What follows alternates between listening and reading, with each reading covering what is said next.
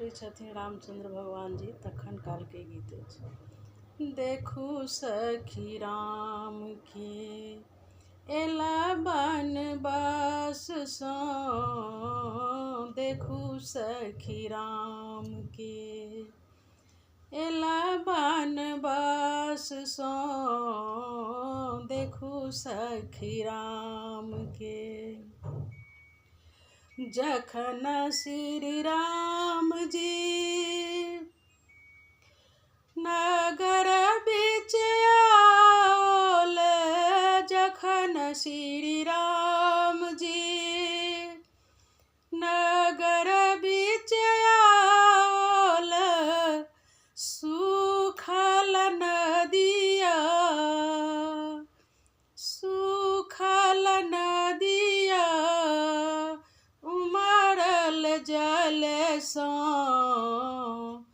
देखू सखी राम एलनि वन सँ, देखू सखी राम एलनि वन सँ, देखू सखी राम। जखन श्री रामचंद्र फुलबड़ी बीच आओल, जखन श्री रामचंद्र जी फुलबड़ी बीच आओल, सूखल फूल सूखल फूल हरियर भेल, देखू सखी राम एला बनवास सँ, देखू सखी राम एलनि वन सँ, देखू सखी राम। जखन श्री रामचंद्र द्वार बीच आओल, जखन श्री रामचंद्र द्वार बीच आओल, सूखल गैया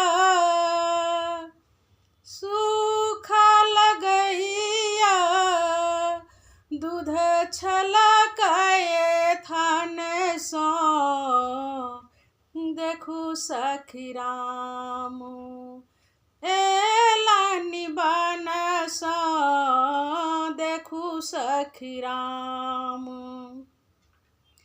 एलनि वन सँ, देखू सखी राम। जखन श्री रामचंद्र आंगन बीच आओल, जखन श्री रामचंद्र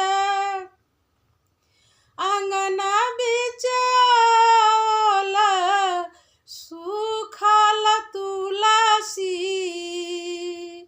सूखल तुलसी हरियर भेल जड़ सँ, देखू सखी राम एलनि वन सँ, देखू सखी राम।